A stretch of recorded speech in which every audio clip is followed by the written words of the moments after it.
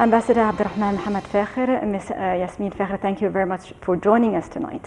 Thank you, Hindu. Welcome. Thank you, Sheikh, for kindly accepting our invitation. Well, first of all, Mr. Ambassador, can you please give us a quick synopsis about your diplomatic career that took you so far to your role here in Egypt? Yes, thank you so much. And to be brief, actually, my first assignment was Baghdad. It was 88 to 92, so I spent 4 years in Baghdad. And my second assignment was New York, where I have been spending also 4 years there in the Indonesian mission to the United Nations. And I went back to Jakarta, to headquarters, and I spent there. It's quite a long time for overseas officer. It was 6 years, almost 6 years. Before then, I was assigned to Kuala Lumpur as Deputy Chief of Mission. Then they asked me to directly do my career here in Egypt as ambassador. Ambassador Abdurrahman, postings took you to several continents. Which country affected you most during your career?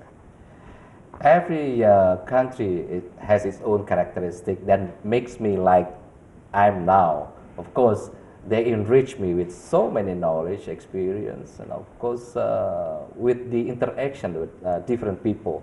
So I see every country has its own impression as well as influence to my career. Well, before coming here to Egypt, what were your expectations about the life living here in Egypt? What were you expecting? What were you scared of? Actually, this is not my first acquaintance with Egypt. I visited Egypt, it was long time ago in 1994. There was a conference, international conference here for Population and Development, ICPD. And then second one, I accompanied my president here, my lady president, the first lady president here. It was 2004, but I had really not chance to see Cairo, to see Egypt, because it was business. But really, I dream to spend my time more and more here in Egypt. Ms. Yasmin Fachir, you've been here in Egypt for the past year and a half.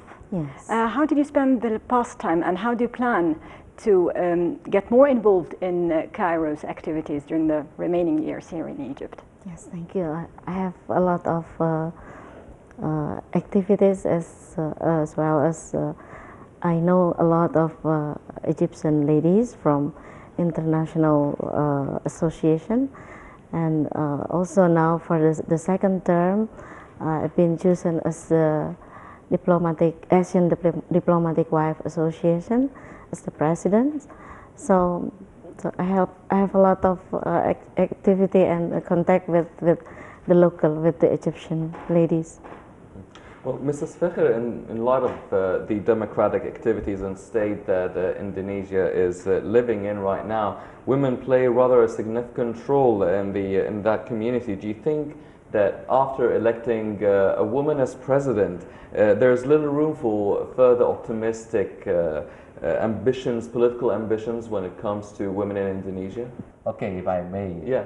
If I may, actually, our law actually give a very high respect to women.